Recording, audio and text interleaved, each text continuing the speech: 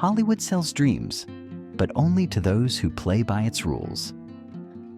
For decades, some of the biggest stars in the industry hid who they really were, forced into silence by a system that demanded perfection, control, and absolute obedience. They had talent, success, and power, but one wrong step, one forbidden truth, and it was all taken away. This isn't just a story of lost fame. It's a story of survival, betrayal, and the price of living your truth in an industry built on lies. At Behind the Fame, we uncover the dark secrets, the hidden scandals, and the names Hollywood tried to erase. Because no matter how hard they try to bury the past, the truth always finds a way back to the surface. These are the stars who lost everything just for being themselves. May Wong, the star Hollywood exploited, then rejected. May Wong was the first Chinese-American movie star, a woman who broke barriers in an industry that never truly wanted her. She was exoticized, tokenized, and used as a prop in Hollywood's fantasy of the East. But she was never allowed to be the lead, never given the same respect as her white co-stars. Hollywood saw her as beautiful, but untouchable, desirable, but never worthy of romance. She was cast as the Dragon Lady, the silent seductress, the doomed woman who always had to die before the final reel. But when studios weren't exploiting her, they were shutting her out completely. In 1935, when MGM made The Good Earth, a film about Chinese farmers, Wong was the obvious choice for the lead role. But instead of casting her, they gave the role to a white actress in yellowface. Why? Because under Hollywood's racist production code, a Chinese woman couldn't be romantically paired with a white man on screen. She left for Europe, where she was treated with more respect, but America was her home, and Hollywood refused to change. By the time opportunities for Asian actors began to expand, it was too late. Hollywood had already erased her. May Wong died in 1961, largely forgotten by the industry she had fought so hard to break into. She should have been a legend in her lifetime, but Hollywood made sure she was nothing more than a footnote. Greta Garbo, the enigma who walked away from it all. Greta Garbo wasn't just a star. She was an obsession. The most beautiful, the most mysterious, the woman the world couldn't get enough of.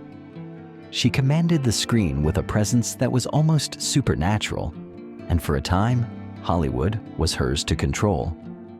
But Garbo never played by Hollywood's rules. She despised publicity, refused to entertain the press, and dared to live life on her own terms. In a town where every detail of a star's life was scripted, she remained an enigma. And then came the rumors.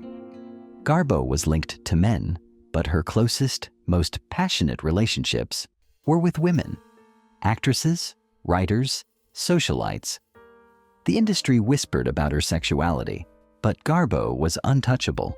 She refused to conform, refused to explain, refused to give Hollywood the performance it demanded of her off-screen. And then, at the height of her fame, she did the unthinkable. She vanished.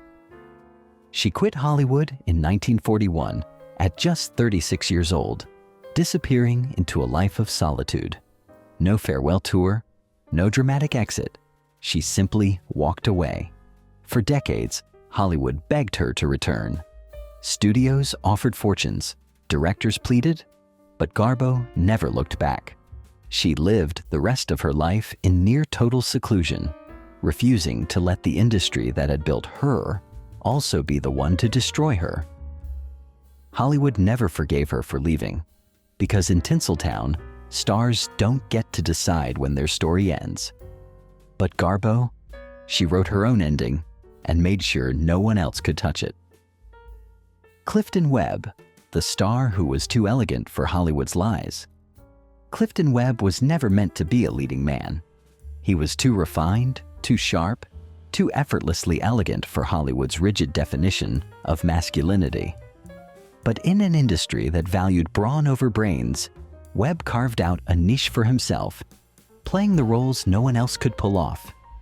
His breakout role as the venomously witty Waldo Ledecker in Laura, 1944, made him a star, proving that intelligence and arrogance could be just as captivating as good looks and charm. But Webb wasn't just playing a character. He was reflecting who he was.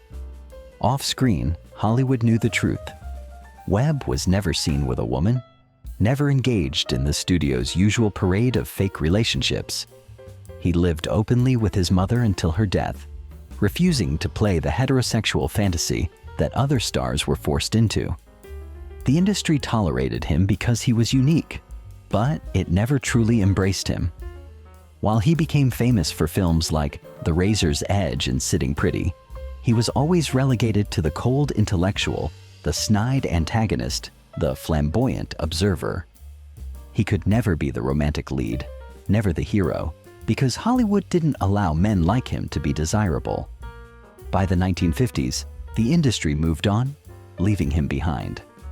The roles dried up, the spotlight faded, and Webb became just another name Hollywood had no use for.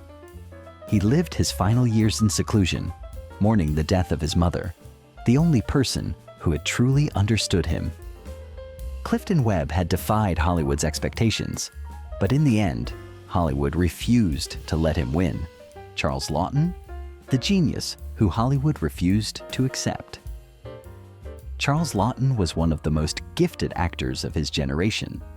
His performances in The Hunchback of Notre Dame, Mutiny on the Bounty, and Witness for the Prosecution were nothing short of legendary. But Hollywood never knew what to do with him. He wasn't handsome. He wasn't rugged. He didn't fit the mold. He was too theatrical, too intense, too unwilling to conform to the industry's demands. And behind the brilliance, a secret he was forced to carry.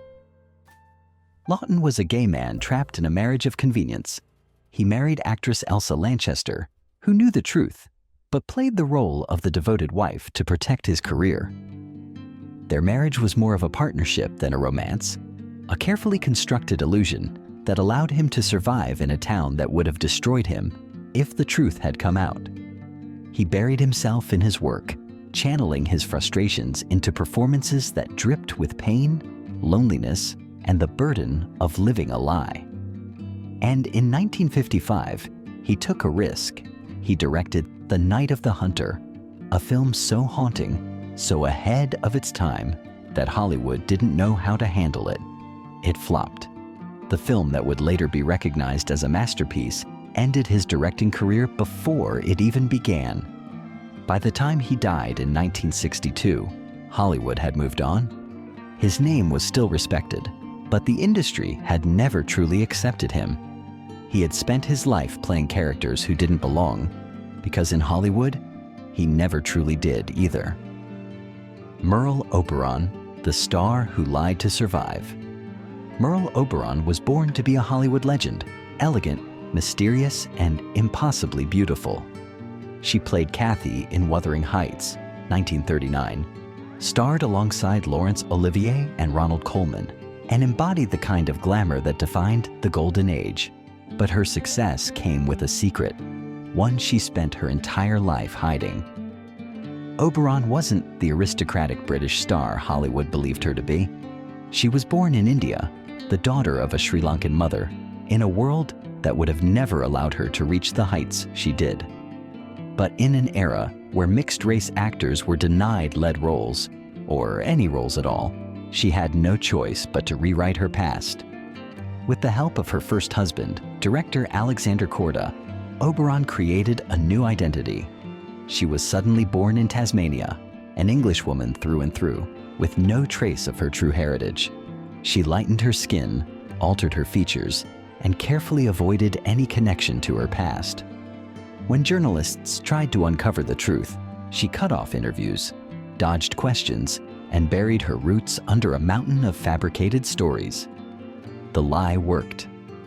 Hollywood adored her, but only because they didn't know who she really was. But the truth doesn't stay buried forever.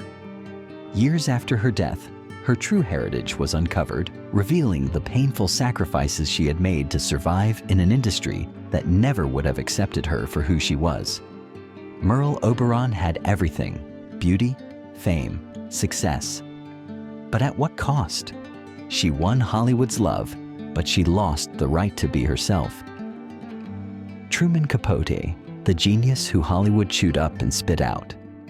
Truman Capote wasn't just a writer, he was a force of nature. His words could build careers or destroy them. His parties were legendary, and his mind? It was sharper than any blade. His novels, Breakfast at Tiffany's and In Cold Blood, made him a literary icon, but Capote wanted more. He wanted to rule Hollywood, to be accepted by the very people he had spent years exposing.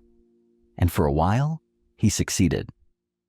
Capote was openly gay at a time when few dared to be, but he was too brilliant, too powerful to be ignored. Hollywood entertained him, tolerated his sharp tongue and flamboyant style, until he made one fatal mistake. In 1975, Capote published Answered Prayers, a thinly veiled exposé of the rich and powerful, his own friends, the socialites and stars who had let him into their world. And just like that, they turned on him. Hollywood shut its doors. His invitations dried up. The people who had once laughed at his jokes, hung on his every word, now pretended he didn't exist. Capote never recovered. He drank, he spiraled, he self-destructed. The man who had once been at the center of it all died alone in 1984, a shadow of the genius he had once been. Because in Hollywood, loyalty is an illusion. The moment you stop being useful, you're nothing. Don't let these untold stories fade into obscurity. Subscribe now to Behind the Fame and become part of a community that dares to look beyond the glitz and glamour. Remember, the real drama happens behind the scenes, and we're here to show you every bit of it. Jeanette MacDonald and Nelson Eddy, the Hollywood love story that never was. Jeanette MacDonald and Nelson Eddy were the ultimate screen couple. Their operatic duets and on-screen chemistry sold the illusion of a perfect romance, one that millions of fans believed extended beyond the screen. But the truth? Hollywood never let them choose who to love. MacDonald and Eddy were carefully packaged by MGM, their every move, every public appearance, crafted to maintain the fairy tale. Fans begged for them to marry, but the studio had other plans. MacDonald was pushed into a marriage of convenience with Jean Raymond, while Eddy was forced to publicly date women to protect his own secrets. There were rumors that the two really were in love but kept apart by the studio. Others whispered that it was all a cover, that Eddy's real secret was one Hollywood wouldn't tolerate.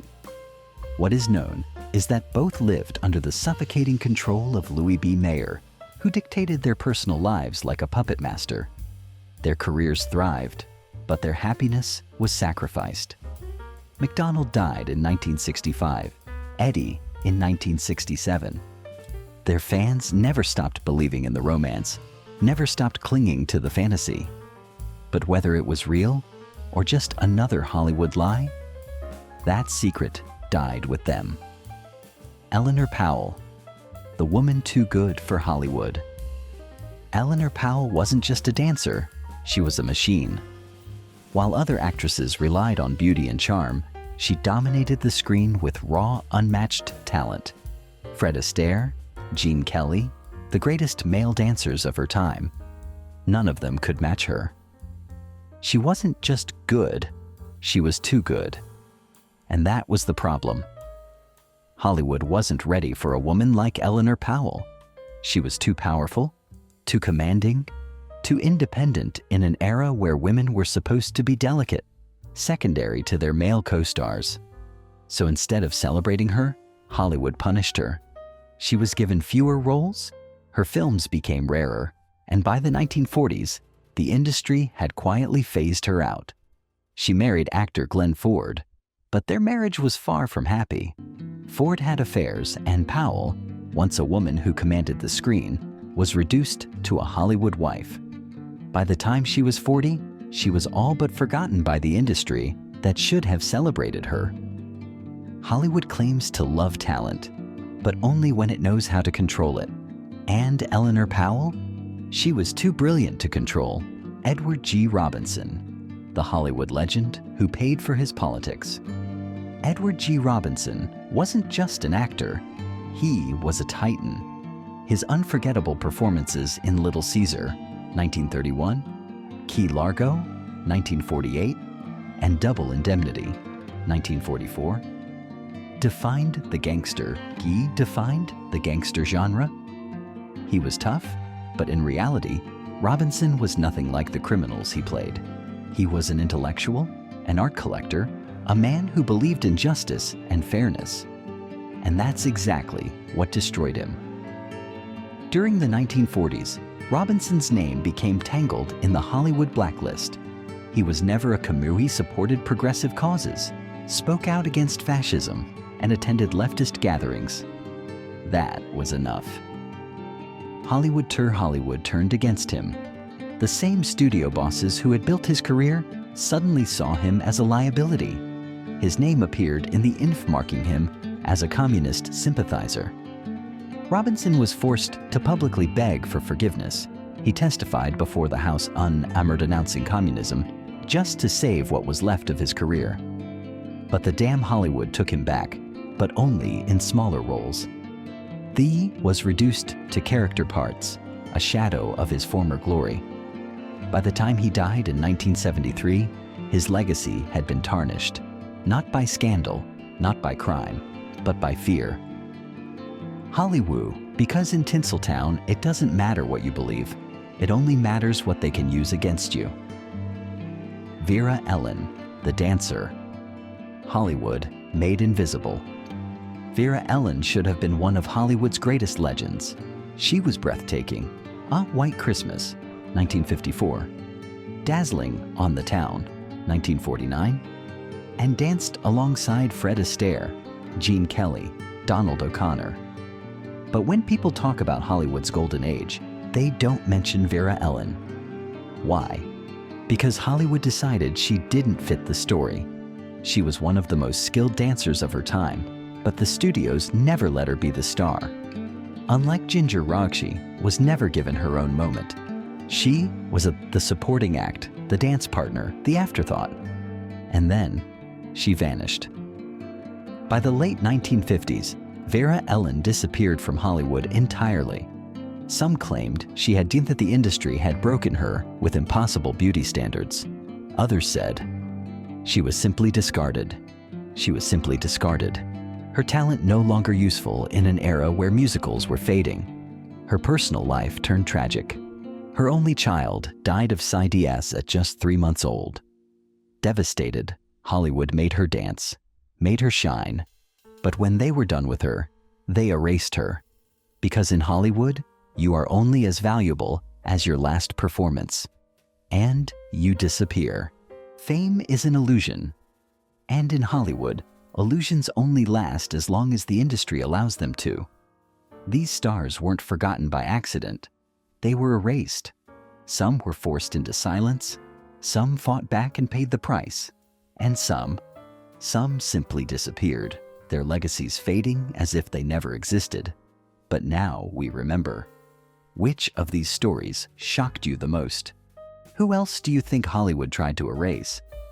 Let me know in the comments. And if you want more of Hollywood's buried scandals, hidden truths, and the reality behind the fame, make sure to hit that like button, subscribe, and turn on notifications. Because in Hollywood, fame is fleeting, but the truth never dies.